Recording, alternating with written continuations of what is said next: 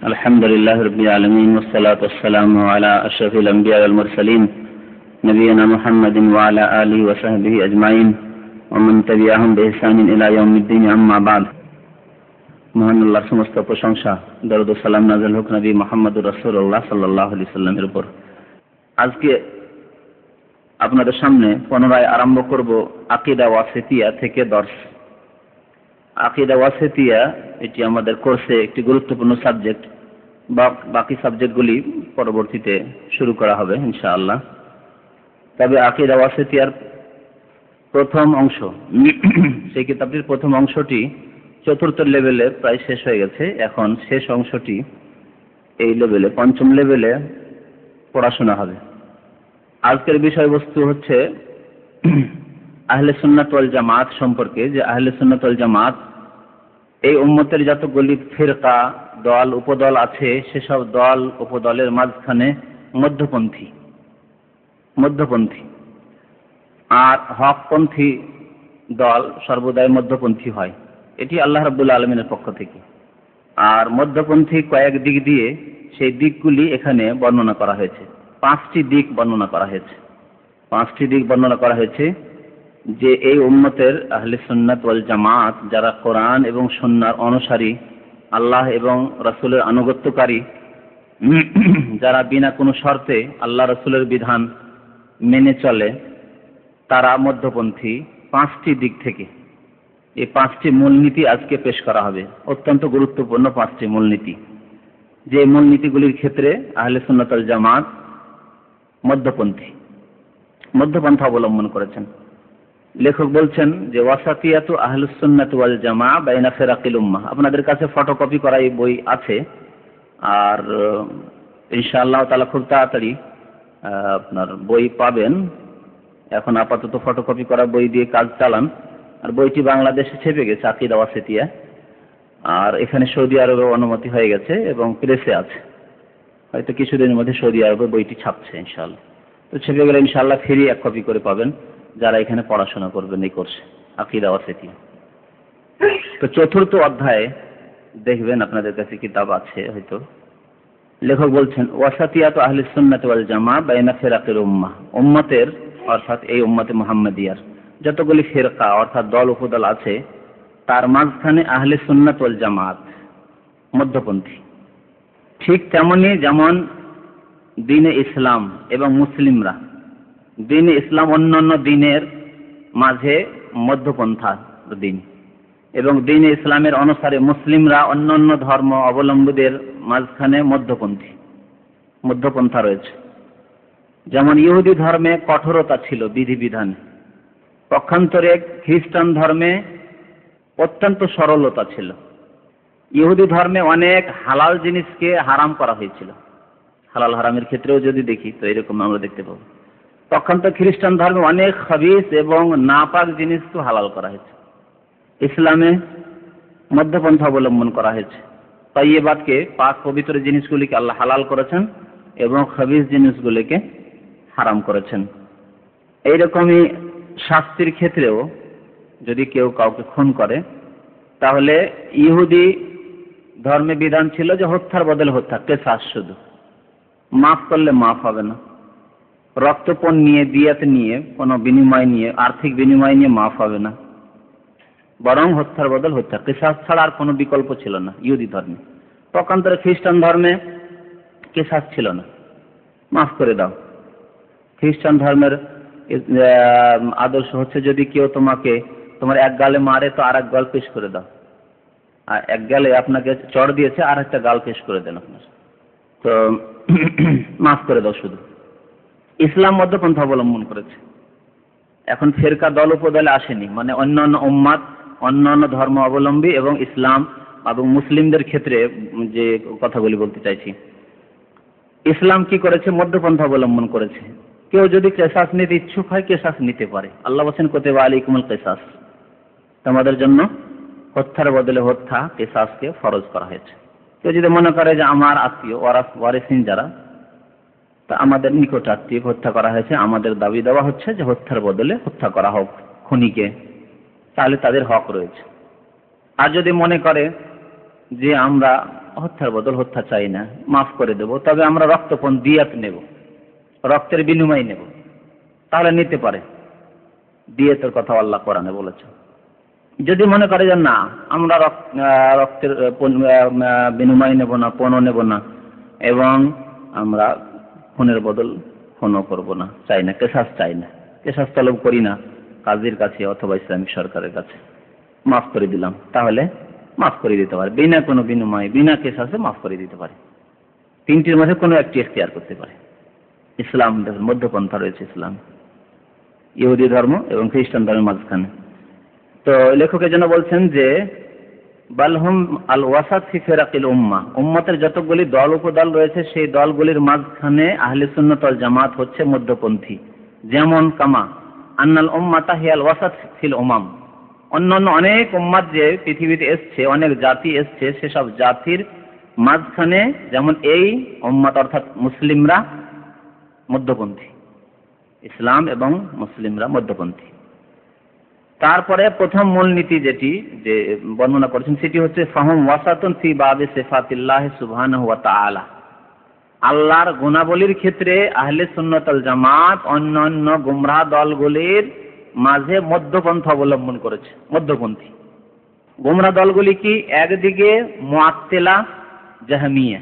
জাহমিয়া একটি দল প্রাচীন যুগে বেরিয়েছিল, ইমাম বুখারী, ইমাম আহমদ, ইমাম আবু হানিফা, শাফি, মালিক এদের জামানায় এই দলটি খুব মাথা চাড়া দিয়েছিল, জাহমিয়া, যারা আল্লাহর কোন সিফাতকে স্বীকার করত না, অস্বীকার করত। আল্লাহর রহমান হওয়ার, রহমতের সিফাত, আল্লাহর রাগান্বিত হওয়ার সিফাত, আল্লাহর অবতরণের সিফাত, আল্লাহর আকার আকৃতি সব অস্বীকার করত, কোন সিফাত মানত না।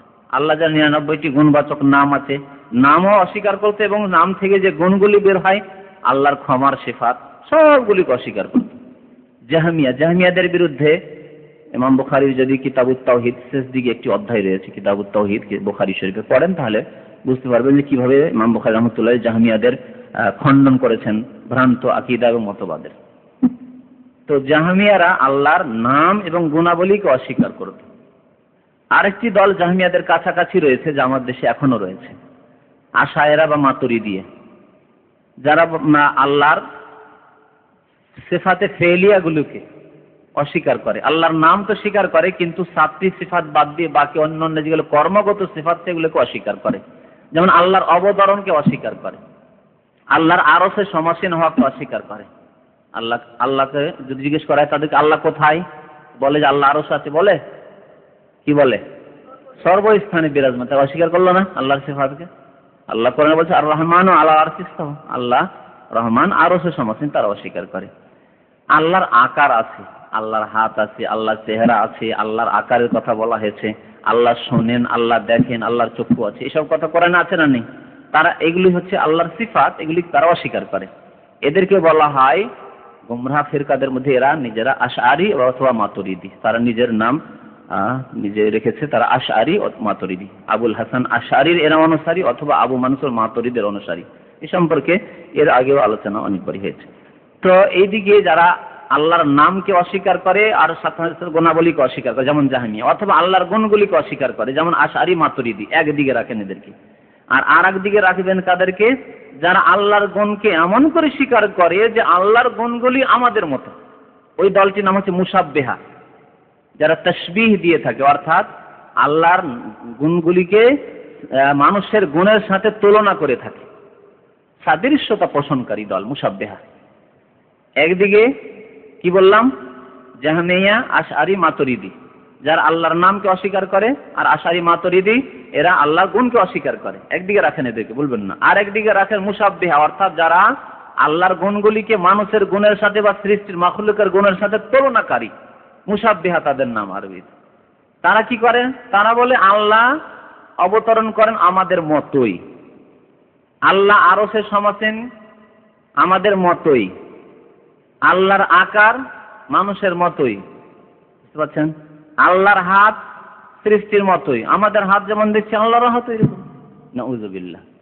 এইভাবে যে কোনো গুণ, আল্লাহর চক্ষু সৃষ্টির মতোই, এইভাবে তুলনা করেছে আল্লাহর গুণগুলিকে মানুষের গুণের সাথে। আল্লাহ রাগান্বিত হন আমাদের মতোই, আল্লাহ খুশি হন আমাদের মতোই, আল্লাহ মাফ করেন ক্ষমা করেন আমাদের মতোই, হলো না? এইভাবে মতোই মতোই মতোই যারা করে এরাকে বলা হয়েছে মুসাব্বিহা, তুলনা করে আল্লাহর গুণগুলিকে। এটি একটি গুমরাহ দল। বাম দিকে এই গুমরাহ দল, ডান দিকে জাহমিয়া আর আশআরিয়া আর মাতুরিদিয়া, যারা আল্লাহকে অস্বীকার করে, আল্লাহর নামকে অস্বীকার করে অথবা গুণগুলোকে অস্বীকার করে। আল্লাহ বলে আল্লাহ সর্বস্থানে বিরাজমান, সবকিছুতে বিরাজমান, আল্লাহ আরশে না, আল্লাহর অবতরণ ঘটে না, আল্লাহ শেষ রাতে শেষ তৃতীয় অংশে যে প্রথম আকাশে আছেন, এসব হাদিসকে তারা অস্বীকার করে, এসব গুণগুলিকে, এই ইত্যাদি ইত্যাদি। তো এই দুই দিকে দুটি গুমরাহ ফিরকা। প্রথম আমি কি বলেছি যে 5টি মূলনীতির ক্ষেত্রে প্রমাণ করব, লেখক এখানে বলেছেন যেগুলি, যে আহলে সুন্নাত ওয়াল জামাত মধ্যপন্থা অবলম্বন করেছেন, ঠিক না? আহলে সুন্নাত ওয়াল জামাত জাহমিয়া আশআরিয়া মাতুরিদিয়ার মতো আল্লাহর গুণগুলিকে অস্বীকারও করে না, আর মুসাব্বিহাদের মতো আল্লাহর গুণগুলিকে কোন সৃষ্টির গুণের সাথে তুলনাও করে না বা সাদৃশ্যতা পোষণ করে না। তাহলে কি করে? আল্লাহর নামকে সাব্যস্ত করে আহলে সুন্নাত ওয়াল জামাত। আল্লাহর গুণাবলী যা কোরআনে রয়েছে এবং সহিহ হাদিসে রয়েছে সেগুলিকে সাব্যস্ত করে এবং সেগুলিকে কোনো সৃষ্টির গুণের সাথে তুলনা করে না। কি বলে? আল্লাহর গুণ আল্লাহর মতো, আল্লাহর রহমত আল্লাহর মতো, আল্লাহর দয়া আল্লাহর মতো, মানুষের দয়া সীমিত মানুষের মতো, মানুষ যেন। এমনকি পশু পাখিও দয়া করে নিজের বাচ্চাদের ওপর, তাদের দয়া তাদের মতো, মানুষের মতো কি না। তাহলে পশুর মধ্যে যখন সাদৃশ্যতা নেই, তফাৎ আছে গুণের ক্ষেত্রে, ঠিক তেমনি তার চাইতেও অনেক বেশি সৃষ্টি এবং স্রষ্টা, খালেক এবং মাখলুকের সিফাতের মধ্যে তফাৎ রয়েছে, কোনো তুলনা নেই। তাহলে আহলে সুন্নাত ওয়াল জামাত আল্লাহর নাম গুণাবলী যেগুলো কোরআন এবং সহিহ হাদিস দ্বারা প্রমাণিত সেগুলোকে সাব্যস্ত তো করে, কিন্তু কারোর সাথে তুলনা করে না। এটি হচ্ছে মধ্যপন্থা। মধ্যপন্থা হলো না? তাহলে স্পষ্ট। তাই বলছেন যে ফাহুম ওয়াসাতুন, সুতরাং আহলে সুন্নাত ওয়াল জামাত মধ্যপন্থী ফি বাবে সিফাতিল্লাহ সুবহানাহু ওয়া তাআলা, আল্লাহ পাকের সিফাত অর্থাৎ গুণাবলীর ক্ষেত্রে। ওয়াসাতুন মধ্যপন্থী কাদের মাঝে? বাইনা আহলি তাতিল জাহমিয়া, মুআত্তিলা যারা তাতিল মানে অস্বীকারী, যারা আল্লাহর নাম এবং গুণাবলী অস্বীকারী যে জাহমিয়া তাদের মাঝে, ওয়া বাইনা আহলি তামসিল আল মুশাব্বিহা যারা সাদৃশ্যতা পোষণকারী মুশাব্বিহা তাদের মাঝে। এদিকে মুশাব্বিহা গুমরাহ, এদিকে জাহমিয়া গুমরাহ, এবং আশআরি এবং মাতুরিদি যারা তারাই ঠিক করেন। একটি মূলনীতি। আর একটি মূলনীতি হচ্ছে যে আল্লাহ রাব্বুল আলামিনের কর্মের ক্ষেত্রে, আল্লাহর কর্ম আছে না নেই? আল্লাহ করেন কিছু না করেন না? করেছেন। তো আল্লাহ রাব্বুল আলামিনের যে কর্ম, সেই কর্মের ক্ষেত্রেও আহলে সুন্নাত ওয়াল জামাত দ্বিতীয় মূলনীতি, মধ্যপন্থী। কাদের মাঝে? একদিকে গুমরাহ হচ্ছে কাদরিয়া দল, আর একদিকে হচ্ছে জাবরিয়া দল। আমাদের একটি ক্যাসেট আছে, এখানে পাবেন আপনি, তকদীরের প্রতি ঈমান, ভাগ্যের প্রতি ঈমান। এতে আলোচনা করা হয়েছে এদের কথা, যে কাদরিয়া যারা তকদীরকে অস্বীকার করে, বলছে ভাগ্য বলে কোনো জিনিস লিখনি নেই, লিখনি বলে কোনো জিনিস নেই। শুধু তাই না, এমন কি এত গোমরা তারা যে তাদের মতবাদ হচ্ছে, ভ্রান্ত আকীদা হচ্ছে যে আল্লাহ তো কিছু লিখে রাখেননি, অথচ হাদিস আছে যে আল্লাহ রাব্বুল আলামিন পৃথিবী সৃষ্টির আগে কলম সৃষ্টি করে লিখতে বলেছেন। কি লিখবো? আল্লাহকে দরখাস্ত করেছে কলম, উক্তু মাকাদির আল খালক, সৃষ্টি জগতের ভাগ্য লিখো, তাকদীর লিখো। আছে না নেই হাদিসে? কোরআনে আল্লাহ বলেন ইন্না কুল্লা শাইইন খালাকনাহু বিকাদার, প্রত্যেক জিনিসকে আমি নির্দিষ্ট সময়ের বা নির্দিষ্ট পরিমাণের মধ্যে আমি সৃষ্টি করেছি, কাদারের সাথে, তাকদীরের সাথে সৃষ্টি করেছি। তো তারা তাকদীরকে অস্বীকার করে। তাকদীরকে অস্বীকারের সাথে সাথে শুধু তাই নাই, আরো চরম অপরাধ যে আল্লাহ রাব্বুল আলামিন যে কোনো ঘটনা ঘটছে বা যে কোনো কর্মকাণ্ড পৃথিবীতে ঘটছে বান্দার মাধ্যমে, মানুষের কর্মের মাধ্যমে, সে সম্পর্কে সেই ঘটনা ঘটার পূর্বে কিছু জানেন না, নাউযুবিল্লাহ। যেমন আমরা কোনো ঘটনা ঘটার পূর্বে কিছু জানি কি? জানি না। যে কোনো ঘটনা ঘটার পূর্বে কেউ কিছু জানে না, যে কোনো ঘটনা ঘটছে বা ঘটেছে। 47-এ পাকিস্তান হলো, ভারত ডিভাইড হয়ে, ভাগ হয়ে। তার আগে 46-এ কেউ জানতো যে এরকম একটা কিছু হবে, আর পূর্ব পাকিস্তান এরকম হবে, পশ্চিম পাকিস্তান এরকম হবে, কেউ জানতো না। 71-এ বাংলাদেশ বলে একটি দেশ জন্মালো, কেউ 70-এ জানতো? 1970-এ জানতো? জানতো না। যেমন মানুষ জানতো না, নাউজুবিল্লাহ, এই কাদরিয়াদের ধারণা যে আল্লাহও জানতেন না ঘটনা ঘটার পূর্বে, আল্লাহ এই ঘটনা ঘটার পূর্বে জানতেন না।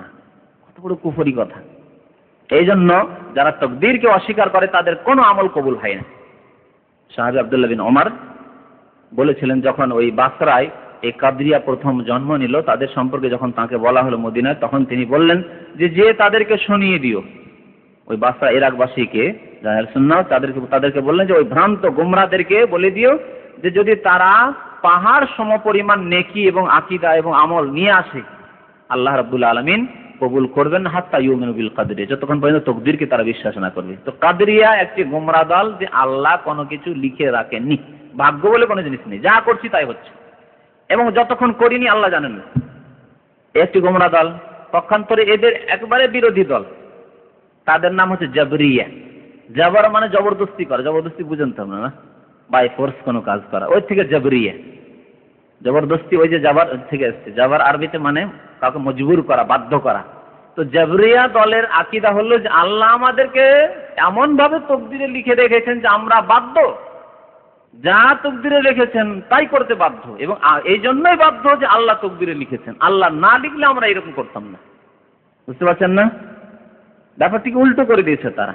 আমরা করব বলে আল্লাহ লিখেছেন, এটি হচ্ছে আহলে সুন্নাত ওয়াল জামাতের আকীদা, যে আমরা আমাদের ভালো মানুষরা ভালো কাজ করব এবং জান্নাতে যাব তার ফলে এবং আল্লাহর রহমতে, আর খারাপ লোকেরা খারাপ কাজ করবে এবং করে তার শেষ পরিণতি তাদের জাহান্নাম হবে বলে আল্লাহ লিখে রেখেছেন। হ্যাঁ, ঠিক না? যে যেমন কর্ম করবে এইরকম হবে, সেই জন্য আল্লাহ লিখে রেখেছেন। আর তারা বলছেন না, আল্লাহ লিখে দিয়েছেন বলে এরকম হবে, সুতরাং আল্লাহ লিখেছে পাপী, সেই জন্য আমি পাপ করছি। জেনা এই জন্য হচ্ছে, চুরি এই জন্য হচ্ছে, শরাব মদ এই জন্য পান করছি, নামাজের জন্য পড়লি, যে আল্লাহ লিখে রেখেছে। আল্লাহ না লিখলে এরকম কাজ হতো না, মজবুর, আমরা বাধ্য, উপায় নেই। এমনকি তারা বলছে যে ইন্নাল ইনসানা কাল জামাদ, মানুষ হচ্ছে পাথরের নাই, পাথরের মতো। পাথরকে যেখানে রেখে দিবেন, যে অবস্থায় রেখে দেবেন, সেই অবস্থায় তাকে থাকতে কোনো উপায় আছে? নড়াচড়া করতে পারবে? মানুষ হচ্ছে ওই রকম। মানুষকে আল্লাহ পাথরের মতো করে সৃষ্টি করেছেন, এর হরকতের কোনো উপায় নেই। ভাগ্যে লিখে দিয়েছেন বেনামাজি বেনামাজি, ভাগ্যে লিখে দিয়েছেন কাফের কাফের, ভাগ্যে লিখে রেখে দিয়েছেন মুমিন সেজন্য মুমিন, সে তার কিছু করণীয় নেই। বলেন দেখি, বাস্তবের এটি বিরোধী। বাস্তবে কি এরকম আমরা যে বাধ্য, আমরা মজবুর, এরকম কিছু অনুভব করছি? এরকম অনুভূতি আছে না? স্বাধীনতা অনুভব করছেন? কেউ কোনো সময় এই অনুভব করে না যে আমাকে এখানে দিনের কথা শোনার জন্য বাধ্য করে? এটিও তো তাকদীর, আপনি সপ্তাহে একদিন দিনের কথা শোনার জন্য এসেছেন, বাধ্য করে কাউকে নিয়ে আসে, যেখান থেকে উঠতে পারছে না সে। আছে এরকম অনুভূতি কারো? নেই। মসজিদে যাচ্ছে স্বাধীনভাবে যাচ্ছে, মসজিদ থেকে বেরিয়ে আসছে স্বাধীনভাবে, যে গুনাহ করছে গুনার ক্ষেত্রে বসে আছে সে স্বাধীনভাবে করছে। তাহলে বাস্তবের বিরোধী এই ভ্রান্ত গোমরা আকীদা জাবরিয়াদের, যে মানুষ পাথরের মতো, কোনো স্বাধীনতা নেই। দুটি গুমরা দল, একটি কাদরিয়া যারা তকদিরকে অস্বীকার করেছে, আর একটি জাবরিয়া বলছে তকদিরেই সবকিছু, তকদিরে যা লেখা হয়ে গেছে আর কর্ম করে লাভ নেই কিছু, কর্ম করো না করো সবই সমান। হ্যাঁ, তোমার দ্বারা কর্ম হবে হবে, ভালো যদি লেখা থাকে তো ভালো কর্ম হবেই হবে, খারাপ লেখা থাকে তাহলে খারাপ কর্ম হবেই হবে। নাউজুবিল্লাহ। এই দুটি হচ্ছে গুমরা দল দ্বিতীয় মূলনীতির ক্ষেত্রে। মধ্যখানে আহলে সুন্নাত ওয়াল জামাত। আহলে সুন্নাত ওয়াল জামাতের আকীদা কি তাকদীর সম্পর্কে? তাকদীর মানে আল্লাহর কর্ম। তাকদীরকে নির্ধারণ করেছেন আল্লাহ, তাই না? আল্লাহর কর্মের ক্ষেত্রে যে কোনো কাজ আল্লাহ রাব্বুল আলামিনের ইচ্ছায় হয়ে থাকে, কিন্তু আল্লাহ রাব্বুল আলামিন বাধ্য করেননি, বরং স্বাধীনতা দিয়েছেন। আর আল্লাহ রাব্বুল আলামিন তাকদীরও লিখেছেন, আর এই জন্য তাকদীর লিখেছেন যে আল্লাহ রাব্বুল আলামিন যেমন অতীতের কথা জানেন, বর্তমান জানেন, তেমন ভবিষ্যৎ সবকিছুই তিনি জানেন। তিনি আলিম ও খাবির, সবকিছু সম্পর্কে তিনি পরিজ্ঞাত, যার কারণে আল্লাহ রাব্বুল আলামিন তার ওয়াসি ইলম দ্বারা সবকিছু জেনে আমাদের শেষ রেজাল্টটি অগ্রিম লিখে রেখেছেন, যেটি মানুষের পক্ষে সম্ভব না। মানুষের পক্ষে অগ্রিম রেজাল্ট লিখে দেওয়া, ঘোষণা করে দেওয়া সম্ভব না, কিন্তু আল্লাহ রাব্বুল আলামিন সেই রেজাল্ট লিখে নিজের কাছে গোপনে রেখেছেন লৌহে মাহফুজে তাকদীর, শেষ রেজাল্ট। কিন্তু এই জন্য লিখেছেন যে আমরা করব, এটি নয় যেটি জাবরিয়ারা বলেছে যে আল্লাহ লিখেছেন তাই আমরা করছি। বুঝতে পেরেছেন? তো আহলে সুন্নাত ওয়াল জামাত তাকদীরে বিশ্বাস রাখে, কিন্তু তাকদীরে কাদরিয়ারা তাকদীরে বিশ্বাস রাখে না। আহলে সুন্নাত ওয়াল জামাত তাকদীরে বিশ্বাস রাখে। জাবরিয়ারা কি করে? তকদিরে এমন করে বিশ্বাস রাখে যে আমরা বাধ্য। আহলে সুন্নাত বলছেন না, তকদিরে বিশ্বাস তো ঠিক রাখি কিন্তু আমরা বাধ্য না, বরং আল্লাহ আমাদের ইখতিয়ার ও স্বাধীনতা দিয়েছেন। আমরা স্বাধীনভাবে ভালো কাজও করতে পারি এবং খারাপ কাজও করতে পারি। এই ইখতিয়ার, এই কুদরত, এই শক্তি আল্লাহ আমাদের দুই রকমের শক্তি দিয়ে আল্লাহ ছেড়ে দিয়েছেন। ফামান শাআ ফালিউমিন ওয়া মান শাআ ফালিয়াকফুর। যে ব্যক্তি চায়, আল্লাহ কোরআনে বলছেন যে ঈমানের পথ অবলম্বন করুক, আর যে চায় কুফরের পথ অবলম্বন করুক। দ্বিতীয় মূলনীতির ক্ষেত্রেও দেখতে পেলেন, স্পষ্ট হলো যে আহলে সুন্নাত ওয়াল জামাত মধ্যপন্থী। লেখক বলছেন ওয়াহুম ওয়াসাতুন, সুতরাং আহলে সুন্নাত ওয়াল জামাত মধ্যপন্থী ফি বাবি আফআলিল্লাহি তাআলা, মহান আল্লাহর কর্মের ক্ষেত্রে, মহান আল্লাহর কর্মের ক্ষেত্রে যা কিছু পৃথিবীতে হচ্ছে এই ক্ষেত্রে, বাইনাল কাদরিয়াতে ওয়াল জাবরিয়াতে, কাদরিয়া এবং জাবরিয়া দুটি গুমরাহ ফিরকার মাঝে। তৃতীয় মূলনীতি হচ্ছে ওয়াফি বাবে ওয়াইদিল্লাহ, আল্লাহর শাস্তির ক্ষেত্রে, ওয়াইদ বলা শাস্তিকে, পানিশমেন্ট, শাস্তির ক্ষেত্রে আহলে সুন্নাত ওয়াল জামাত মধ্যপন্থী। কাদের মাঝখানে?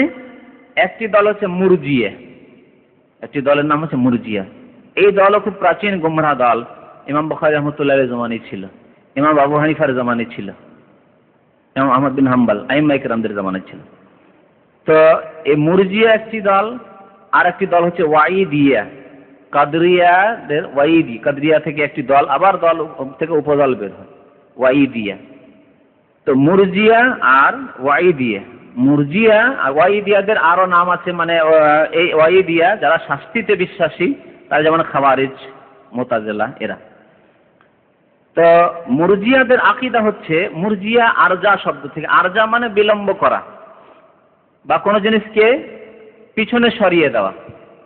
তারা বলতো, তাদের আকীদা যে ঈমান যদি থাকে তাহলে আমলের কোনো গুরুত্ব নেই, ভালো আমল হোক খারাপ আমল হোক, ঈমান যদি থাকে যথেষ্ট।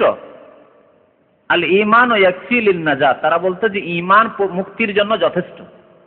কলমায় ঈমান আছে, লা ইলাহা ইল্লাল্লাহ পড়ে, যখন আমাদের দেশের মুসলমানরা আজকালকার সমুর্জি বেনামাজি যত মুসলমান আমাদের দেশে, ফাসেক মুসলমান, আরে কলমা পড়েছি জান্নাতে যাবোই, এরা মুরজিয়া। সব মুরজিয়া না এরা, মানে ঈমান তাদের কাছে এমন যে ঈমান যথেষ্ট।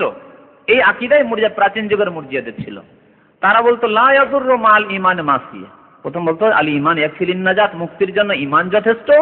ওয়ালা ইয়াহতাজ ইলাল আমাল, আমলের কোনো প্রয়োজন নেই, আমলের কোনো গুরুত্ব নেই, আমলকে পিছিয়ে দিল। এই জন্য মুরজিয়া তাদের নাম, আমল গুরুত্বলেস, জরুরি না। ওয়ালা ইয়াহতাজ ইলাল আমাল, আমলের মুহতাজ না। আর কি বলতো তারা? ওয়ালা ইয়াদুররু মাল ঈমানে মাসিয়া, যখন ঈমানই যথেষ্ট মুক্তির জন্য, তাহলে ঈমানের সাথে একজন মুসলিম যদি পাপ করতে থাকে, হাজার হাজার পাপ করতে থাকে, কোনো ক্ষতি নেই, কোনো অসুবিধা নেই। নাউযুবিল্লাহ। নামাজ পড়ে না আজকালকার লোকেরা, মুসলমান, কলমা তো পড়েছি, জান্নাতে যাব, বড় আশাবাদী। মুরজিয়া, গুমরাহ এরা, ওই গুমরাহ ফিরকায় শামিল এরা, মুরজিয়া। তো আজকালও মুরজিয়া আছে, প্রাচীন যুগের মুরজিয়া, তাদের যেমন ভ্রান্ত আকীদা ছিল। আজকালকার ফাসেক মুসলমান, এরা মুরজিয়ার আওতাতে পড়ে। ফাসেক মুসলমান যারা ফরজ ওয়াজিবাত আদা করে না, 5 ওয়াক্ত নামাজ কায়েম করে না, ফরজ নামাজ, এবং রমজানের রোজাও রাখে না, হয়তো জাকাতও দেয় না, আর হজ ফরজে হজও করে না, বলছে আল্লাহ গফুর রহিম, কলমা পড়েছে, মুসলমান, জান্নাতে যাব। হ্যাঁ, হয় প্রথমে যেতে চায়, না হলে একদিন তো যাবো, এইরকম আসা, সব মুরজিয়েরা। যত ফাসেক মনে রাখবেন এরা মুরজিয়ার আওতাতে পড়ে। আর আরেকটি গুমরাহ দল, এদের বিরোধী একবারে, হ্যাঁ, এদের অপোজিট তাদেরকে রাখেন, তাদের নাম হচ্ছে ওয়াইদিয়া, এরা হচ্ছে খাওয়ারিজ, মুতাজিলা। তাদের কথা হলো, কোনো মানুষ যদি কাবিরা গুনাহ করে, খারিজিদের আকীদা প্রথম শোনায়। খারিজিদের কথা হলো, কোনো মানুষ যদি কাবিরা গুনাহ করে তাহলে সে কাফের। চুরি করলো, কাফের হয়ে গেল। মদ খেয়েছে, কাফের। মিথ্যা কথা বলেছে, কাফের। এই জন্য খারেজি ফিরকা হযরত আলী রাদিয়াল্লাহু তাআলা জামানায় যে জন্ম নিয়েছিল, তারা জীবনে মিথ্যা কথা বলতো না, মিথ্যা কথা বলতো না।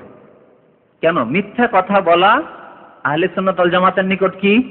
কাবিরা গুনাহ, কিন্তু ফাসেকি কাজ। মুসলমান থাকবে কিন্তু ফাসেক হবে। তাহলে একজন আহলে সুন্নাত ওয়াল জামাত হয়তো মিথ্যা বলে দিতে পারে দুনিয়াবি স্বার্থে, যাক মুসলমান তো আছি, আল্লাহর কাছে মাফ চাই, হ্যাঁ, কিন্তু যে মনে করে যে কাফের হয়ে যাও মিথ্যা বললে, সে কোনোদিন মিথ্যা বলতে পারে? যেমন আরবের মানুষেরা, আরবের উলামায়ে কেরামদের ঐক্যমত রয়েছে যে বেনামাজি কাফের, যার কারণে আরবরা তুলনামূলক অন্যান্য ইন্ডিয়ান, পাকিস্তান, বাংলাদেশি উপমহাদেশের লোকেদের চাইতে অনেক নামাজি বেশি। দেখে বোঝা যায় না, মনে হচ্ছে একেবারে ফাসিক। হ্যাঁ, আকার আকৃতি দেখে মুসলমান বোঝা যায় না, কিন্তু নামাজ পড়ে, নামাজ ছাড়ে না সে। কারণ মনে করে যে বেনামাজি মানে কাফের, আমি কাফের হয়ে মরতে চাই না, মুসলমান হয়ে মরতে, বলা তামুতুন্না ইল্লা ওয়া আনতুম মুসলিমুন, কমপক্ষে মুসলমান হয়ে মরতে হবে। সুতরাং নামাজ ছাড়ে না, আরবরা অধিকাংশই নামাজ ছাড়ে না। এই জন্য এই যে সহিহ হাদিসের আলোকে যে ফতোয়াটি তাদের ওলামা ইকরামদের রয়েছে যে বেনা তারিকুস সালাত কাফের হয়ে যায়, আর মুসলমান হয়ে থাকতে চায়, কমপক্ষে গোনা কিছু থাকলে ফাসিকি থাকলো মুসলমান হয়ে বাঁচতে চায়। পক্ষান্তরে আমাদের দেশের ওলামারা যে ভুলটি করেছে যে এই সহিহ হাদিসগুলোর তাবিল করেছে তারা, যে না কাফের মানে ছোট কাফের, আর ফাসেক হয়, কাফের মানে ফাসেক, এইসব করছে। আল্লাহ রাসূলকে ফাসেক শব্দ জানতেন না, কোরআনে ফাসেক শব্দ ব্যবহার হয়েছে, যালিকুম ফিসকুন, অনেক আমলের ক্ষেত্রে আল্লাহ ফিসক বলেছেন, বেসাল ইসমুল ফুসুক বাদাল ঈমান, ফিসক শব্দ ব্যবহার হয়েছে। আল্লাহ রাসূল কেন বললেন না যে ফামান তারাকা ফাকাদ ফাসাকা, যে ব্যক্তি নামাজ ত্যাগ করলে সে ফাসেক হয়ে গেল, বললেন না কেন? এই যে আমাদের দেশে একশ্রেণীর আলেমদের অস্বীকার করলে, ইনকার করে যদি নামাজকে কেউ অস্বীকার করে তাহলে কাফের, কিন্তু যদি শিথিলতা বশত অলসতা বশত না পড়ে তাহলে সে ফাসিক। তাহলে আল্লাহ রাসূল তারাকা শব্দ ব্যবহার করেছেন, এখানে তো ইনকার করার কথা, অস্বীকার করার কথা নেই, যে তরক করলো মানে ত্যাগ করলো, কথা বুঝতে পেরেছেন? কিন্তু সেই হাদিসগুলির তাবিল বিকৃতি করে আমাদের আলেম ওলামারা যে বলেছে যে নামাজ না পড়ে যদি তবু ছোট কাফের মানে ফাসেক, মুসলমান থাকলো। যে এই জন্য দেখা যায় উপমহাদেশের অনেক মুসলমানই নামাজ পড়ে না, অনেক মুসলমানই নামাজ মনে করে নামাজ না পড়লেও মুসলমান তো আছি, মুসলমান তো আছি, বুঝতে পেরেছেন? কি বলতে চেয়েছিলাম যে খারেজিরা যেহেতু যে কোনো কাবিরা গুনাহ করাকে কুফরি মনে করে, মানে বড় কুফরি, কাফের হয়ে গেল, ইসলাম থেকে বহিষ্কৃত। আর ইসলাম থেকে বহিষ্কৃত মানে শুধু বহিষ্কৃত না, চিরকালের জন্য জাহান্নাম। সুতরাং একবার জীবনে মিথ্যা কথা বলে দিলে চিরকালের জন্য জাহান্নামী, খারেজিদের আকীদা। মদ খেয়ে নিলে চিরকালের জন্য জাহান্নামী, ফিল্ম দেখে নিলে খারেজিদের কাবিরা গুনাহ, যেহেতু অশ্লীলতা আর অশ্লীল কাজ করা কাবিরা গুনাহ, ফিল্ম দেখা, খারাপ নগ্ন ফিল্ম দেখা, এ হচ্ছে কাবিরা গুনাহ। সুতরাং চিরকালের জন্য জাহান্নামী খারেজিদের নিকটে, বুঝতে পেরেছেন? আর মুরজিয়াদের নিকটে ফিল্ম দেখলো কোনো অসুবিধা নেই, জান্নাতি, প্রথমেই জান্নাতে ঢুকবেন একেবারে। হ্যাঁ, আর জেনা করলেও, মিথ্যা বললেও, চুরি করলেও, ডাকাতি করলেও, এদিকে মুরজিয়া মনে রাখবেন। কিন্তু আর আরেকদিকে কি বলছিলাম, ওয়াই দিয়ে যারা খারেজি এবং মুতাজিলি। তো খারেজিদের আকীদা হচ্ছে যে মানুষ কাবিরা গুনাহ করলে কি হয়ে যায়, কাফের হয়ে যায়, আর এমন কাফের হয় যে সে চিরকালের জন্য জাহান্নামী। মুতাজিলা একটু তফাৎ, তাদের মধ্যে একটু দ্বন্দ্ব আছে।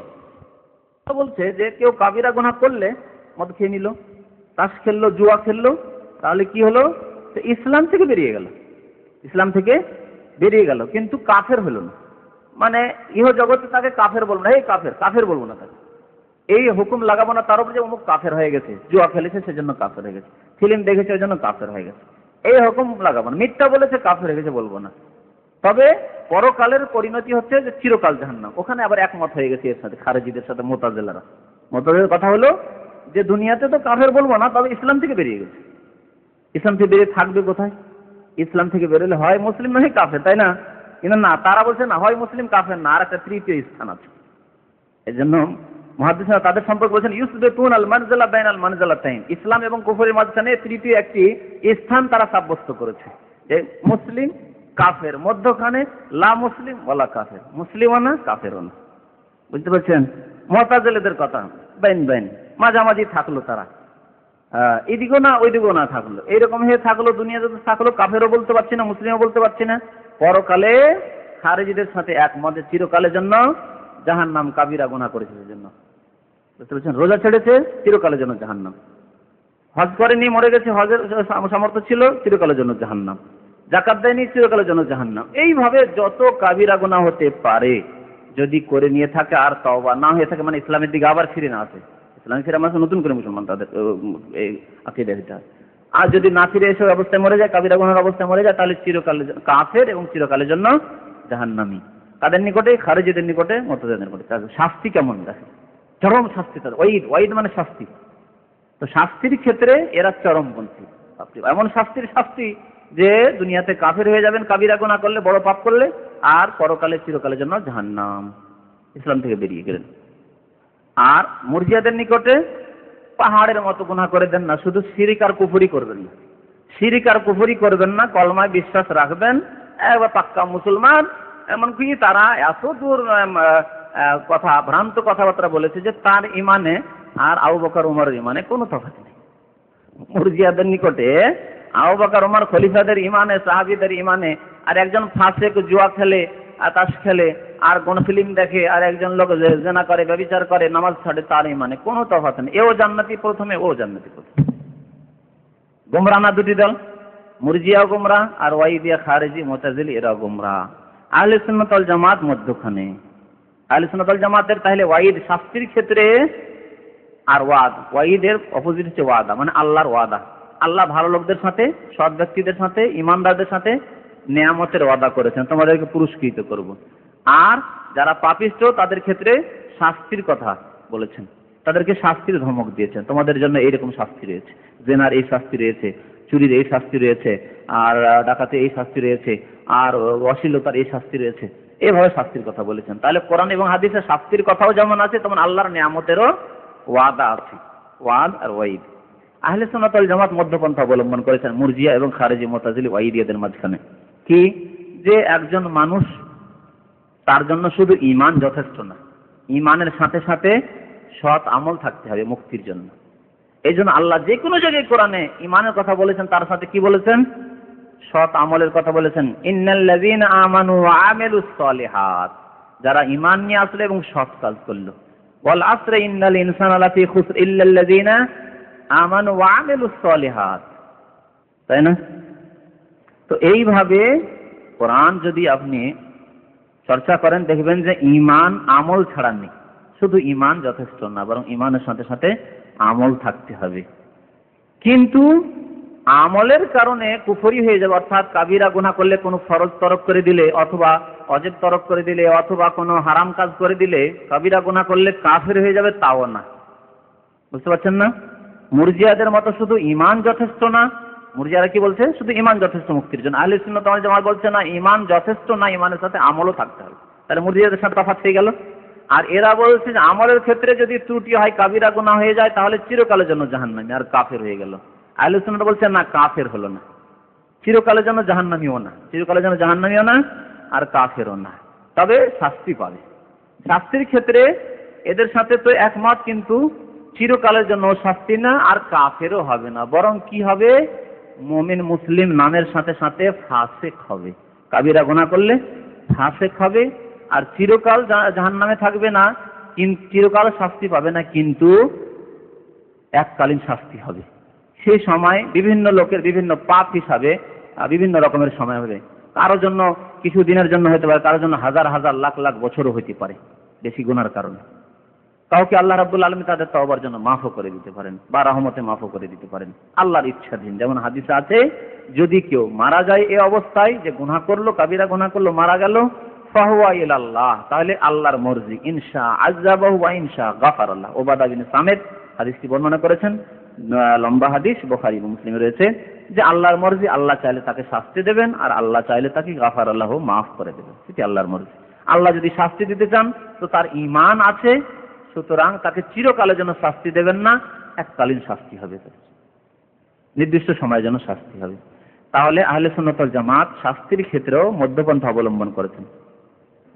4 নম্বর না, 4 নম্বরের মৌলিক নীতি হচ্ছে অফি বাবিল ঈমানে ওয়াদ দ্বীনে, ঈমান এবং ধর্মের ক্ষেত্রেও, ঈমান এবং দ্বীনের ক্ষেত্রে, অর্থাৎ দ্বীনে ইসলামের ক্ষেত্রে, ইসলামের ক্ষেত্রে, ঈমান এবং ইসলাম দ্বীনের ক্ষেত্রেও আহলে সুন্নাত ওয়াল জামাত মধ্যপন্থী, গুমরাহদের মাঝে।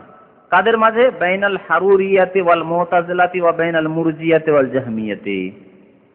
হারুরিয়া খারেজিদেরকে বলা হয়েছে। হারুরা বলে একটি জায়গা ছিল আরবে। এই হারুরা প্রাচীন যুগে একটি গ্রাম ছিল। যখন হযরত আলী রাদিয়াল্লাহু তাআলা আনহুর সাথে মুয়াবিয়া রাদিয়াল্লাহু তাআলা সিফফিনের যুদ্ধ হলো, আর এই যুদ্ধে তৃতীয় শত্রুদের হাত ছিল। ও শত্রুরা চাইতো যে না, যুদ্ধ হয়ে যাক, লড়াই থেমে গেলে দুজনে যদি সমঝোতা হয়ে যায় তাহলে আমাদের অসুবিধা আছে। কারা তারা? এরা ছিল রাফিজি শিয়া, যারা হযরত উসমান রাদিয়াল্লাহু তাআলা আনহুকে শহীদ করেছিল। হযরত উসমানকে শহীদ করেছিল। এখন যদি মুয়াবিয়া আর হযরত আলীতে যদি সমঝোতা হয়ে যায়, তাহলে তো দুজনেই তো এরা পাকা মুমিন। তো এদের তো ভুল বুঝাবুঝি এই ক্ষেত্রে। হযরত আমির মুয়াবিয়া বলছেন যে না, আমার চাচাতো ভাই ওসমান, তাকে এইভাবে জুলুম করে খুন করা হলো, তার প্রতিশোধ নেওয়া হোক। হযরত আলী বলছেন প্রতিশোধ নেব তো তুমি আমার সহযোগিতা করো, তারপরে একমত আমরা হয়ে যাই, তারপরে যখন আমাদের কাছে ক্ষমতাটি মজবুত হবে তখন ওই লোকগুলিকে ধরবো যে কোথায় সেই লোকগুলি, যে লোকগুলি এই খুনে জড়িত ছিল, খুনের দায়ী। আমির মুয়াবিয়া বলতেছেন না, আপনার দলে তো তারা লুকিয়ে আছে, লুকিয়ে আছে তো ধরবো কি করে? তুমি ওইদিকে দলকে দুর্বল করে রেখেছো, ভাঙন ধারিয়ে রেখেছো, আর ওরাকে ধরতে গেলে এরাই আমাকে মেরে দেবে, ধরবো কি করে? ক্ষমতা তো লাগবে ধরার জন্য তাদের, যেহেতু যারা খুন করে তাদের সাথে তাদের আত্মীয় স্বজন তারা আছে, ধরা সম্ভব না ওইরকম মজবুত শক্তি না হলে। এই জন্য শক্তির প্রয়োজন, শক্তিশালী করো আমার হাতকে, না আমার আত্মীয়ের খুনের বদলা আগে নিতে হবে। এই ভুল বুঝাবুঝি ইজতিহাদি ভুল বুঝাবুঝি।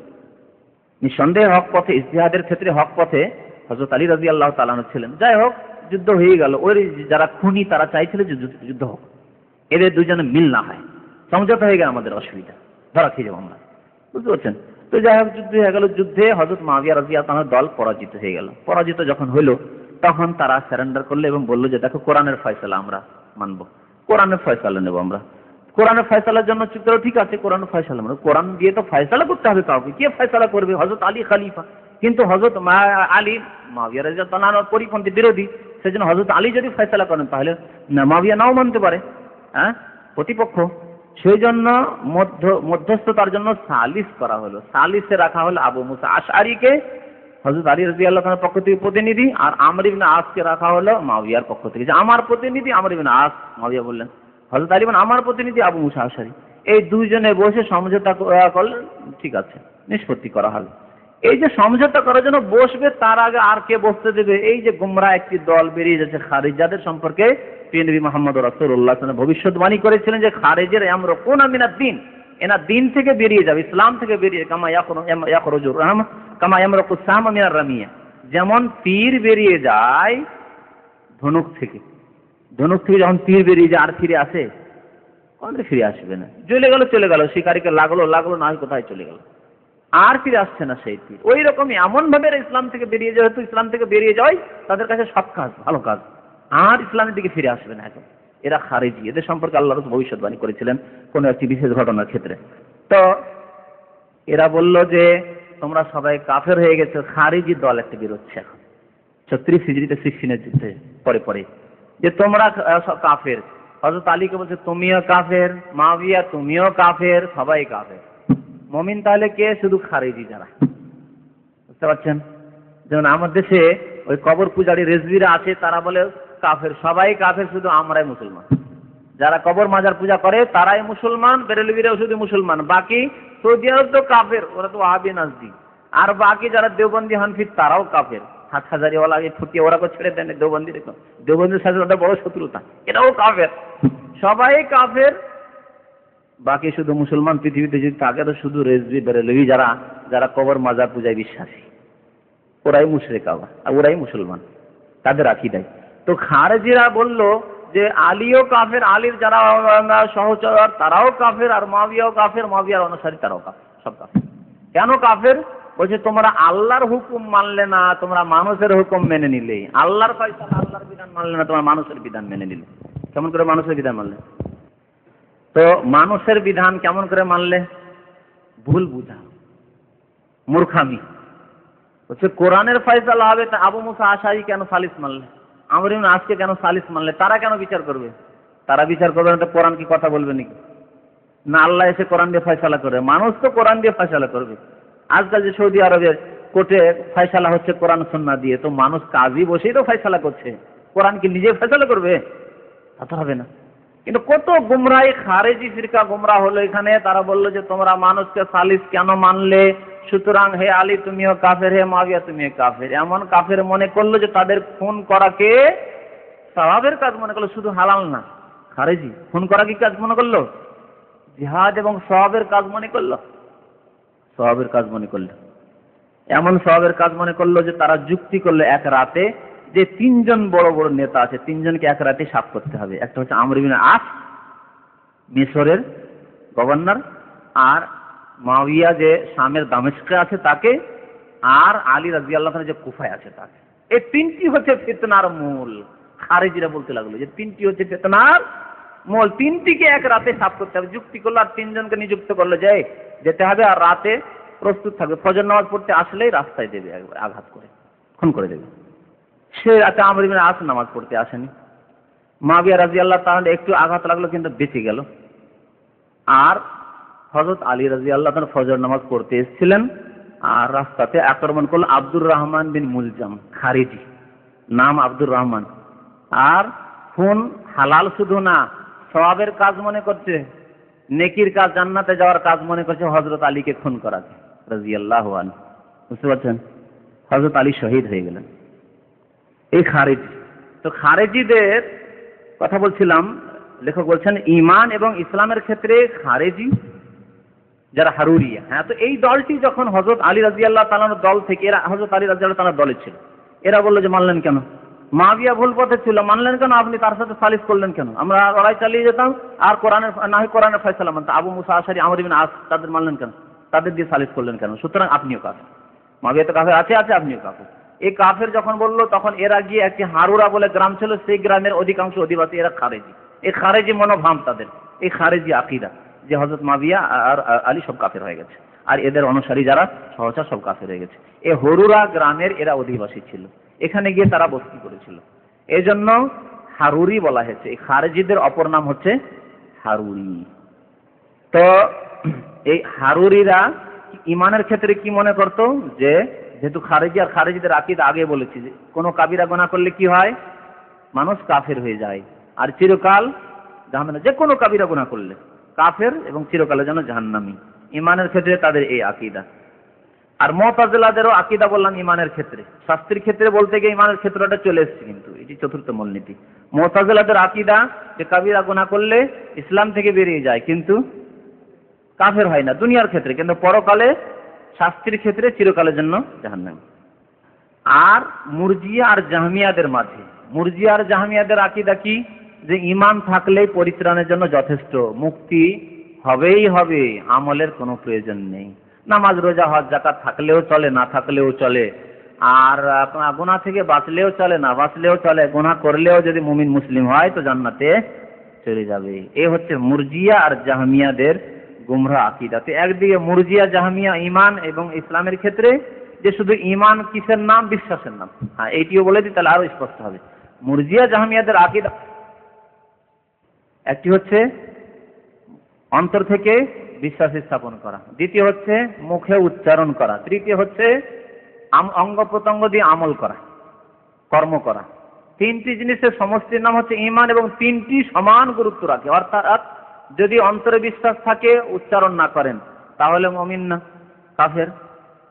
আর যদি অন্তরে বিশ্বাস আছে, মুখে উচ্চারণ করেন কলমা, কলমার স্বীকৃতি দিলেন, লা ইলাহা ইল্লাল্লাহ মুহাম্মাদুর রাসূলুল্লাহ পড়লেন, সাক্ষ্য দিলেন, কিন্তু আমল করলেন না, নামাজ রোজা হজ যাকাত কিছু করলেন না, বা কোনো গুনাহ করে দিলেন, কাবিরা গুনাহ করে দিলেন, তাহলে গুরুত্বপূর্ণ একটি জিনিস নষ্ট, সেজন্য কাফের হয়ে গেলেন আপনি। তিনটে জিনিস তাদের কাছে সমান সমান। কাদের কাছে? হ্যাঁ, জি জি জি, খারেজি এবং মুতাজিলাদের কাছে, হারুরিয়া আর মুতাজিলাদের কাছে। পক্ষান্তরে মুরজিয়াদের কাছে কি বলছিলাম, যে ঈমান কার নাম? শুধু বিশ্বাসের নাম, অন্তরে বিশ্বাস থাকলেই মুমিন। এই জন্য তাদের নিকটে, তাদের আকীদায় তাহলে আবু তালেব মুমিন হয়ে যায়। আবু তালেব মুমিন হয়ে যায় না? আবু তালেব বিশ্বাস ছিল না যে আমার ভাসতে মুহাম্মদ সাল্লাল্লাহু আলাইহি ওয়াসাল্লাম সত্য নবী, বিশ্বাস ছিল না? ছিল না। বিশ্বাস না থাকলে জানে প্রাণে সাহায্য করে, বিশ্বাস ছিল, কিন্তু লোকে কি বলবে সেজন্য স্বীকৃতি দেয়নি, উচ্চারণ করতে পারেনি, কালেমা লা ইলাহা ইল্লাল্লাহ মুহাম্মাদুর রাসূলুল্লাহ পড়তে পারেনি। তাহলে তাদের এই ভ্রান্ত আকীদার ভিত্তিতে আবু তালেব মুমিন মুসলিম হয়ে যাবে। রোম সাম্রাজ্যের রাজা কায়সার, সে শুধু স্বীকৃতি দিতে পারেনি, কিন্তু অন্তরে পুরোপুরি বিশ্বাস ছিল। মুরজিয়াদের এই ভ্রান্ত মতবাদের ভিত্তিতে সেও মুসলমান হয়ে যাবে, সেও জান্নাতি হয়ে যাবে। অনেক হিন্দু আমাদের দেশে আছে যারা বিশ্বাস করে, অনেক খ্রিস্টান আছে যে ইসলাম ধর্ম সত্য ধর্ম। অনেক খ্রিস্টানদের বিবৃতি আছে, আপনি পড়ে দেখবেন কিতাবাদিতে, আমাদের ইসলাম জীবন পদ্ধতিতে অনেক বিবৃতি আছে। অমুসলিম বড় বড় খ্রিস্টান তারা বলেছে ইসলামের মতো কোনো ধর্ম নেই, কোরআনের মতো কোনো বিধান নেই। বুঝতে পেরেছেন? একটি কিতাব আছে, 100 জন মনীষীর জীবনী লেখা আছে, শুনেছেন কিতাবটির নাম? দ্য 100। 100 জন মনীষীর নাম লেখা আছে, আর প্রথমে কাকে রাখা হয়েছে? মুহাম্মদুর রাসূলুল্লাহ সাল্লাল্লাহু আলাইহি ওয়াসাল্লামকে। এই লেখক খ্রিস্টান। তাহলে কি বলছে? অন্তর থেকে বিশ্বাস রাখে যে মুহাম্মদ সাল্লাল্লাহু আলাইহি ওয়াসাল্লাম আদর্শ হচ্ছে নাম্বার 1, মুমিন হবে। মুখে স্বীকৃতি দেয়নি কালেমা লা ইলাহা ইল্লাল্লাহ মুহাম্মাদুর রাসূলুল্লাহ, কাজে নামাজ রোজা হজ যাকাত কিচ্ছু করেনি, হারাম থেকে বাঁচেনি, মুসলমান সে না কাফের? কাফের। তো তো মুরজিয়াদের নিকটে শুধু বিশ্বাস করে নেওয়াই যথেষ্ট। তাহলে অনেক কাফের মুসলমান হয়ে যাবে তাদের ভ্রান্ত মতবাদের ভিত্তিতে। আহলে সুন্নাত ওয়াল জামাত কি বলছিলাম, মধ্যপন্থী। মুরজিয়াদের মতো বলে না যে বিশ্বাস হলে মুসলমান, এটিও বলে না, কিন্তু বলে যে বিশ্বাস প্রথম করতে হবে, অন্তর থেকে বিশ্বাস করতে হবে। আর খারেজিদের মতো বলেন যে তিনটি সমান, এ কথা বলে না। তবে বলে তারা যে ঈমান কাকে বলে, ঈমান তিনটি জিনিসের সমষ্টির নাম। এই ক্ষেত্রে খারেজিদের সাথে, খারেজি মুতাজিলা আমাদের, তাদের সাথে আমরা না, আহলে সুন্নাত ওয়াল জামাতের সাথে খারেজি। ঈমানের সংজ্ঞা কি? আত-তাসদীক বিল জিনান, অন্তর থেকে বিশ্বাস করা, ওয়াল ইকরার বিল লিসান, জবান দিয়ে স্বীকৃতি দান করা, ওয়াল আমাল বিল আরকান, অঙ্গ প্রত্যঙ্গ দিয়ে আমল করা, নামাজ পড়া, যাকাত দেওয়া, হজ করা, তারপরে নেকির কাজ করা, আর গুনাহ থেকে, কাবিরা গুনাহ থেকে, সাগীরা গুনাহ থেকে বেঁচে থাকা। তাহলে আমল তৃতীয়। কিন্তু তিনটি জিনিস সমান না আহলে সুন্নাত ওয়াল জামাতের নিকট, বরং দুটি জিনিস অত্যন্ত জরুরি, যেমন অন্তর থেকে বিশ্বাস আর স্বীকৃতি দান। অন্তর থেকে বিশ্বাসের পরে স্বীকৃতি দান না করলে মুসলমান হওয়া যাবে না। যখন অন্তর থেকে বিশ্বাসের পরে স্বীকৃতি দান করলেন, কলমা পড়লেন, তখন মুসলমান হয়ে গেলেন। কিন্তু মুসলমানের ইসলামকে টিকিয়ে রাখার জন্য সালাত লাজিম, রোজা, হজ, যাকাত, গুনাহ থেকে বেঁচে থাকা, মাতা পিতার সেবা, নেকির কাজ করা, কাবিরা গুনাহ সাগীরা থেকে বেঁচে থাকা, এগুলি জরুরি। কিন্তু যদি কোনো মানুষ দুটি জিনিস ঠিক রেখেছে, তৃতীয় জিনিস যে আমলের ক্ষেত্রে কিছু ত্রুটি আছে, তাহলে এখানে গিয়ে খারেজিদের সাথে ইখতিলাফ হয়ে গেছে আহলে সুন্নাত ওয়াল জামাত। খারিজরা বলছে কাফের হয়ে গেল, কিন্তু আহলে সুন্নাত ওয়াল জামাত বলছে, আহলে সুন্নাত ওয়াল জামাতের মধ্যে শুধু নামাজটি সম্পর্কে দ্বিমত আছে। যেহেতু নামাজ মাত্র একটি আমল, যে আমলের কারণে কুফরি হয়ে যায়, কাফের হয়ে যায়, এই কথা কোরআন এবং হাদিসে আছে। সেজন্য একটি দল আহলে সুন্নাত ওয়াল জামাতের বলছে নামাজের ক্ষেত্রটি আলাদা। যেহেতু নামাজ হচ্ছে ইসলামের অত্যন্ত গুরুত্বপূর্ণ স্তম্ভ, এটি হচ্ছে প্রথম প্রমাণ মুসলমান হওয়ার, সেটা নামাজটা থাকতে হবে। আরেকটি দল বলছে, যেমন শুনেছেন, যে নামাজ না পড়লে ছোট কুফরি হয়, বড় কুফরি হয়নি। বাকি অন্য কোনো আমলের ক্ষেত্রে কোনো কাবিরা গুনাহ করলে কাফের হয়ে যায় না, কোনো ফরজ ছেড়ে দিলে কাফের হয়ে যায় না, তবে কাফেরের কাছাকাছি হয়ে যায়, ছোট কুফরি হয়। যেমন আছে যে হজ এর সামর্থ্য থাকা সত্ত্বেও হজ না করলে ইহুদি নাসারা হে মুরুখ, আছে না নেই? মানে সে ইহুদি নাসারাদের কাছাকাছি হয়ে যায়, কিন্তু একেবারে কাফের হয়ে যায়, চিরকালের জন্য জাহান্নামী হয়ে যায়। তাহলে আহলে সুন্নাত ওয়াল জামাত খারেজিদের এবং মুরজিয়াদের মধ্যখানে ঈমানের ক্ষেত্রে এবং ইসলামের ক্ষেত্রে, অর্থাৎ একজন মানুষ গুনাহের কারণে ফাসিক হয়, কিন্তু ঈমান তার কাছ থেকে ছিনিয়ে নেওয়া যায় না, ঈমান তার থাকে। বলা যাবে যে সে দুর্বল ঈমান তার, মুমিন কিন্তু ফাসিক মুমিন, দুর্বল ঈমানের মুমিন। আর যেই ব্যক্তি অন্তর থেকে বিশ্বাস আছে, স্বীকৃতিও দান করলো, আর আমলও ভালো করলো, কোনো কাবিরা গুনাহ করলো না, বলবো কামেল মুমিন। কি বলবো তাকে? কামেল মুমিন। চতুর্থ ছিল এটি না। পঞ্চম হচ্ছে ওয়াফি আসহাবে রাসূলুল্লাহ সাল্লাল্লাহু আলাইহি ওয়াসাল্লাম, রাসূলুল্লাহ সাল্লাল্লাহু আলাইহি ওয়াসাল্লামের সাহাবায়ে কেরামদের ক্ষেত্রে, আল্লাহ রাসূলের সহচর সাহাবাগণের ক্ষেত্রে আহলে সুন্নাত ওয়াল জামাত মধ্যপন্থী। কাদের মাঝখানে? বাইনার রাওয়াফিজ, রাফেজাদের মাঝখানে, ও বাইনাল খাওয়ারিজ, খারেজিদের মাঝখানে। খারেজি, রাফেজি দুটোই গোমরাহ, পথভ্রষ্ট, আর মধ্যপন্থী হচ্ছে আহলে সুন্নাত ওয়াল জামাত রাসূলুল্লাহ সাল্লাল্লাহু আলাইহি ওয়াসাল্লামের সাহাবায়ে কেরামদের মাঝে ক্ষেত্রে, রাসূলুল্লাহ সাল্লাল্লাহু আলাইহি ওয়াসাল্লাম সাহাবায়ে কেরামদের ক্ষেত্রে, রাসূলুল্লাহ সাল্লাল্লাহু আলাইহি ওয়াসাল্লাম সাহাবায়ে কেরামদের ক্ষেত্রে আমাদের ঈমান কি? যে তারা এই উম্মতের সর্বোত্তম মানুষ, শ্রেষ্ঠ মানুষ তারা। এবং রাসূলুল্লাহ সাল্লাল্লাহু আলাইহি ওয়াসাল্লামের পরে এই উম্মতের প্রথম স্থান কার? আবু বকর সিদ্দিকের, তারপরে ওমরের, তারপরে উসমানের, তারপরে আলী, তারপরে অন্যান্যদের আশারা মুবাশশারা, তারপরে যারা বদরে শরীক হয়েছেন, তারপরে যারা উহুদে শরীক হয়েছেন, তারপরে যারা খন্দকে শরীক হয়েছেন, তারপরে যারা ফতে মক্কার পূর্বে ইসলাম গ্রহণ করেছেন, তারপরে যারা ফতে মক্কা বিজয় পরে মুসলমান হয়েছেন, এরা এইভাবে স্তর। তাহলে সর্বোত্তম এই উম্মতের সর্বোত্তম দল হচ্ছে সাহাবায়ে কেরামের দলটি। এটি হচ্ছে তাদের আকীদা, আহলে সুন্নাত ওয়াল জামাতের আকীদা।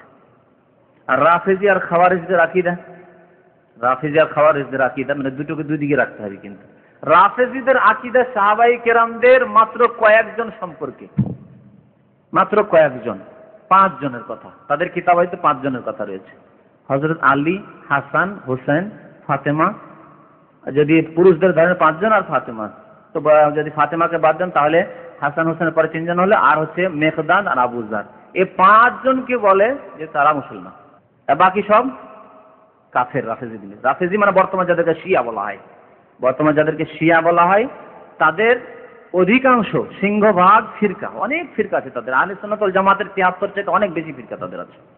আহলে সুন্নাত ওয়াল জামাতের যে ফিরকা আছে, মুজাদ্দিদিয়া, চিশতিয়া, কাদরি, সাহারওয়ার্দিয়া, রেজভি, বেরেলিয়া, দেওবন্দি, আর অমুক আর তমুক, আর কত যে ফিরকা, এই ফিরকার থেকে অনেক বেশি ফিরকা আছে শিয়াদের মধ্যে।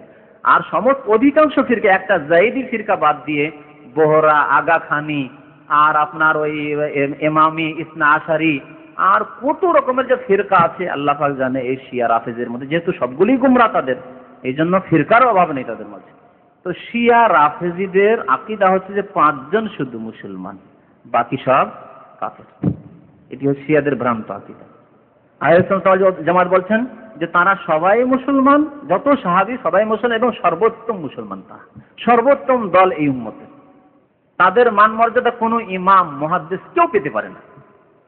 সাহাবায়ে কেরামদের মর্যাদা যারা সচক্ষে দেখে ঈমান নিয়েছেন আল্লাহ রাসূলের প্রতি, আল্লাহ রাসূলকে দেখে, এবং কোরআন যখন নাযিল হয়েছে সেই মুহূর্তে আল্লাহ রাসূলের সাথে জিহাদে শরীক হয়েছেন যারা, আল্লাহ রাসূলের জীবদ্দশায় যারা ঈমান নিয়ে আসতে পেরেছেন, তাদের তুলনায় ইমামদেরকে আমরা রাখতে পারি না, কোনো ইমামকে না। সে মুহাদ্দিস হোক আর ফাকিহ হোক আর কেউ হোক না কেন, সর্বোত্তম দল সাহাবায়ে কেরামদের দল, আহলে সুন্নাত ওয়াল জামাতের আকীদা। এই গুমরাদের কথা হচ্ছে যে 5টি মুসলমান, বাকি কেউ মুসলমান না। আরো ভ্রান্ত আকীদা রাফেজিদের শুনেন, যারা আলে বাইত অর্থাৎ প্রথম ইমাম, তাদের 12টি ইমাম বিশ্বাসী, ইসনা আশারি, যারা ইসনা আশারি, এই যে ইরানি শিয়া আর এখানকার শিয়া, এদের আকীদা হচ্ছে যে আপনার 12টি ইমাম এরা নিষ্পাপ, মাসুম, গুনাহ করলেও গুনাহ হয় না, এদের মাসুম, নবী রাসূলদের মত। নবী রাসূলদের তো গুনাহ হয় না, এদের গুনাহ হয় না। হযরত আলী প্রথম ইমাম, দ্বিতীয় ইমাম হাসান, তৃতীয় ইমাম হুসাইন, তারপরে আলী জাইনুল আবেদিন, আর তার জাফর সাদেক, বাকের, এই করতে করতে 11টি ইমাম চলে এসছে এই ইসনা আশারিয়া গুমরাহদের আকীদায়। আর 12 ইমাম হাসান আসকারী, এ আত্মগোপন করে আছে, কোন পাহাড়ের সুরঙ্গে কোথাও আত্মগোপন করে আছে। এই জন্য তারা তাদের 12 ইমামের নাম নিলে বলে আলাইহিস সালাম। ইরানি বেতার শুনে দেখবেন আলী আলাইহিস সালাম বলে না, বলে না, হুসেন আলাইহিস সালাম, হাসান আলাইহিস সালাম, জাফর সাদেক আলাইহিস সালাম, ইমাম আলী বাকের আলাইহিস সালাম বলে। 12টি ইমামের ক্ষেত্রে আলী আলাইহিস সালাম বলবে। 11টি তো হলো, আর 12 যে 12 ইমাম, সে ইমাম এখন আসেনি, সেজন্য আলাইহিস সালাম বলে না, বলে আজ। আজ তাদের কিতাবে লেখা থাকে আইন আর জিম লেখা থাকে, আইন আর জিম, মানে আমাদের দেশে যেমন রাদিয়াল্লাহ ক্ষেত্রে রা আর দদ লিখে না, বা আলাইহিস সালাম বাংলায় লিখলে আ সারে আতার বিসর্গ লিখে না, মানে আলাইহিস সালাম, রহমতুল্লাহ আলাইহি রায়াকার রা হ, হ্যাঁ, রহমতুল্লাহ আলাইহি। তো ওই রকমই তারা লিখে আজ, মানে আইন আর জিম, মানে শর্ট ফর্ম কিসের, আজ্জাল আল্লাহু ফারাজাহু, আল্লাহ যেন তাড়াতাড়ি তাকে পাঠান, তাড়াতাড়ি তাকে পাঠান, আজ্জাল আল্লাহু ফারাজাহু। এই 12 ইমাম সম্পর্কে তাদের আকীদা, যেই দিন চলে আসে পৃথিবীতে এই হাসান আসকারী 12 ইমাম, সেই দিন সারা পৃথিবী শিয়া আর শিয়া হয়ে যাবে, সবাই শিয়া হয়ে যাবে। সমস্ত আহলে সুন্নাত হয় স্বেচ্ছায় শিয়া হবে, না হলে বাধ্য হয়ে শিয়া হবে, সব তো শিয়া হইতে হবে। সারা পৃথিবীতে শিয়া হুকুমত কায়েম হবে, শিয়া রাষ্ট্র কায়েম হবে। শুধু মুসলমান আহলে সুন্নাত না, বরং ইহুদি খ্রিস্টান সব শিয়া হয়ে যাবে, হিন্দু জৈন বৌদ্ধ সব শিয়া হয়ে যাবে। একটি হাদিস আছে, এই হাদিসটি সহিহ, যে সারা পৃথিবীতে ইসলাম প্রত্যেক ঘরে ঘরে প্রবেশ করবে। ইহুদি, নাসারা, হিন্দু সবার ঘরে, শিখ বৌদ্ধ সবার ঘরে ইসলাম প্রবেশ করবে। কিন্তু ইসলাম প্রবেশ করবে, শিয়া ধর্ম প্রবেশ করবে, এই কথা ভ্রান্ত কথা। লা ইয়াবকা আলা জাহরিল আরদ বাইতু মাদারিন ওয়ালা ওয়াবারিন ইল্লা আদখালাহুল্লাহু কালিমাতাল ইসলাম বিইজ্জি আজিজিন ওয়া যুল্লি জালিলিন। সম্মানের সাথে আর না হলে অপমান হয়ে, লাঞ্ছিত হয়ে ঘরে ইসলাম তারা সাদরে গ্রহণ করবে, না হলে অনিচ্ছাকৃত গ্রহণ করতে হবে, মানে উপায় নেই তখন ইসলাম ছাড়া। এমন ইসলাম এবং মুসলিম শক্তিশালী হবে, এমন একটি মুহূর্ত আসবে, প্রত্যেক ঘরে ইসলাম প্রবেশ করবে। তাহলে সারা বিশ্বে ইসলাম প্রবেশ করবে হযরত ঈসা আলাইহিস সালাম এবং মাহদী আলাইহিস সালামের জামানায়। কিন্তু তাদের ভ্রান্ত আকীদা হলো যে সারা বিশ্ব শিয়া হবে, সারা বিশ্ব শিয়া হয়ে যাবে, বুঝতে পারছেন? এই তাদের ভ্রান্ত আকীদা, যেমন বললাম যে এই 12 ইমাম, আর বিশেষ করে সাহাবায়ে কেরামদের মধ্যে আলী, হাসান, হোসেন এরা মাসুম, কোনো ভুল হইতে পারে না, তাদের দ্বারা কোনো ভুল হইতে পারে না, মানুষ মাত্রই ভুল হইতে পারে। আম্বিয়া এবং রসুল মাসুম, এবং তাদের আল্লাহ রাব্বুল আলামিন হেফাজত করেছেন, ভুল ত্রুটি থেকে, তাছাড়া যে কোনো মানুষের ভুল হতে পারে। এটি হচ্ছে আহলে সুন্নাত ওয়াল জামাতের আকীদা। তফাৎ হয়ে গেল শিয়া রাফেজিদের সাথে। আর যারা খাওয়ারেজ কথা বলা হয়েছে না পক্ষান্তরে, খারেজিদের আকীদা কি, যে আল্লাহ রসুলের সাহাবারা অর্থাৎ হযরত আলী এবং হযরত আলীর সাথে অনেক সহচারী আল্লাহ রসুলের সাহাবীরা ছিলেন, মাবিয়া নিজের সাহাবী এবং মাবিয়ার সাথে অনেক সাহাবী ছিলেন, তারা সবাই কি হয়ে গেছে, কাফের হয়ে গেছে। এই দুটি গুমরাহ দল আর মধ্যপন্থী হচ্ছে আহলে সুন্নাত ওয়াল জামাত, যে এই উম্মতের সর্বোত্তম দল, শ্রেষ্ঠ দল হচ্ছে সাহাবায়ে কেরামের দল। কিন্তু সাহাবায়ে কেরামদের দল ভুলের ঊর্ধ্বে না, তাদের ব্যক্তিগত জীবনে ভুল হতে পারে, কিন্তু সমস্ত দলটির ভুল হবে, সমস্ত দল গুমরাহ হয়ে যাবে না, এটি হতে পারে না। যেহেতু আল্লাহ রাব্বুল আলামিনের রাসূল বলেছেন যে ইন্না উম্মতি লা তাজতামি আলা দালাল, আমার উম্মত গুমরাহ হয়ে যেতে পারে না, পুরো উম্মত গুমরাহ হতে পারে না। আর সাহাবায়ে কেরাম সবাই গুমরাহ হয়ে যাও, যেমন রাফেজি শিয়াদের কথা, তাহলে 5 জন বাদী সবাই গুমরাহ? হ্যাঁ, নাউযুবিল্লাহ। আহলে সুন্নাত ওয়াল জামাতের কথা হলো যে ভুলের ঊর্ধ্বে তারা না, নবী রাসূলদের মতো মাসুম না, সাহাবায়ে কেরামরা প্রত্যেকে তাদের ভুল ত্রুটি হতে পারে, আর হয়েছেও। আল্লাহ রাসূলের কাছে এরকম ঘটনা আসেনি? অল্প ঘটনা হলেও মদ খেয়ে এসছে, প্রমাণ হয়েছে, তারপরে আল্লাহ রাসূল সাল্লাল্লাহু আলাইহি ওয়াসাল্লাম কোড়া লাগাতে দূরা লাগাতে বলেছেন, এগুলি আসেনি? জেনা হয়নি, হয়েছে একটি দুটি ঘটনা হোক। আর আজকাল ফাসেকদের মাঝে হাজার হাজার লক্ষ লক্ষ ঘটনা হচ্ছে, আল্লাহ রাসূল সাহাবায়ে কেরাম যে খুব এরকম পাপের ঘটনা খুব অল্পই হয়েছে, কিন্তু তারা মাসুম না এর প্রমাণ করেছে। তারা ভুলের ঊর্ধ্বে না, ভুল হবে না এমন কথা না, কিন্তু তারা সর্বোত্তম এই উম্মতের, আহলে সুন্নাত ওয়াল জামাতের এই আকীদা। তো লেখক বলছেন এজন্য অফি আসহাবে রাসূলুল্লাহ সাল্লাল্লাহু আলাইহি ওয়াসাল্লাম, রাসূলুল্লাহ সাল্লাল্লাহু আলাইহি ওয়াসাল্লাম সাহাবায়ে কেরামদের ক্ষেত্রে আহলে সুন্নাত ওয়াল জামাত ওয়াসাতুন, মধ্যপন্থী, বাইনার রাওয়াফিজ রাফেজাদের মাঝখানে এবং ওয়াবাইনাল খাওয়ারিজদের মাঝখানে। খাওয়ারিজ এবং রাফেজাদের মধ্যে আহলে সুন্নাত ওয়াল জামাত হচ্ছে মধ্যপন্থী দল।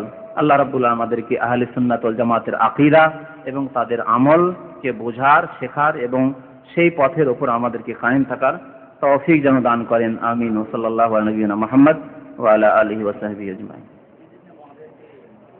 তাকে গালাগালি করে বা তাকে বদদোয়া দেয়, অভিশাপ দেয়, বিশেষ করে মীর মোশাররফের এই গুমরাহ কিতাবাদি কি বলে, বিষাদ সিন্ধু সব পড়ে, যে গুমরাহ কিতাবাদি আমাদের বাংলা ভাষায় প্রচুর রয়েছে। আল্লাহ হেফাজত করে এই উম্মতকে এসব থেকে। তো তিনি একজন সাধারণ মানুষ ছিলেন তাবেঈদের মধ্যেকার, এবং তার চাইতে উত্তমত অনেক ভালো ভালো যোগ্য তাবেঈরা ছিলেন, তারা তার চাইতে অনেক যোগ্য ছিল, কিন্তু তার ভাগ্যে ছিল সে নেতৃত্ব পেয়েছে। তার ভুল ত্রুটিও আছে জীবনে, আর ভালো কাজ, ভালো দিনের খেদমতও আছে, এবং সে মারা গেছে। আর কোনো মানুষ মরে গেলে হাদিসে নিষেধ আছে তার কোনো রকমের খারাপ ত্রুটি তুলে ধরতে। যদি খারাপ কিছু করে থাকে, হতে পারে আল্লাহ তার ভালো কাজের জন্য মাফও করে দিতে পারেন তার পাপগুলিকে, আর হতে পারে আল্লাহ শাস্তি দিতে পারেন। যেমন আজকালকার জামানার গুনাহ যারা করে তাদের যে অবস্থা হবে, যেমন সেই জামানার যারা গুনাহ করেছে তাদেরও এরকম শাস্তিও হতে পারে, আল্লাহ মাফও করে দিতে পারেন, এবং তার দ্বারা ভালো খেদমত হয়েছে আর খারাপ অন্যায় জুলুমও হয়েছে।